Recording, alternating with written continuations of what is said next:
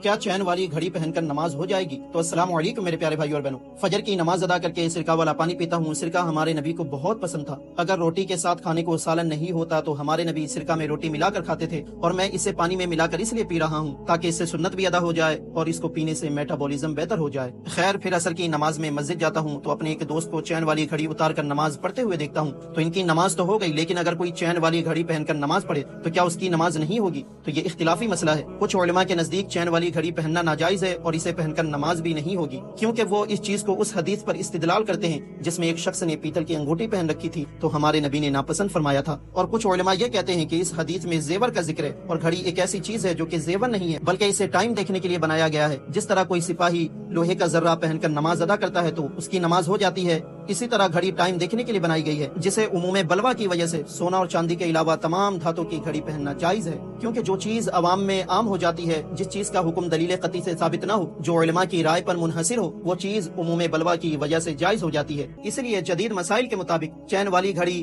چاندی اور سونے کی دھات کے علاوہ کسی بھی دھات کی پہننا جائز ہے، اور اسے پہن کر نماز بھی ہو جائے گی۔ لیکن ہر مرد سونے کی چین والی گھڑی پہننے لگے تو یہاں عموم بلوا کی وجہ سے سونے کی گھڑی پہننا جائز نہیں ہوگا، کیونکہ مرد کا سونا پہننا دلیل قطعی سے حرام ہے۔ تو اگر کسی کو جدید مسائل پر عمل نہیں کرنا بلکہ جن علماء نے اسے پہن کر نماز پڑھنے کو مکروہ تحریمی بتایا، آپ ان کے فتووں پر بالکل عمل کر سکتے ہیں، لیکن ان فروعی مسائل میں آپ دوسروں کو روک ٹوک نہیں کر سکتے، جیسا کہ میں جدید مسائل میں آج کے مفتیان کرام کے فتووں پر عمل کرتا ہوں۔ اس لیے میں چین والی گھڑی کو پہننا جائز سمجھتا ہوں، جسے پہن کر نماز بھی ہو جاتی ہے۔ خیر، پھر عصر کی نماز کے بعد سیر و تفریح کے لیے جاتا ہوں، جس سے مائنڈ فریش ہو جاتا ہے اور جسم کی ورزش بھی ہو جاتی ہے، اور سیر و تفریح کے لیے جانا ہمارے نبی کی بہت ہی پیاری سنت ہے۔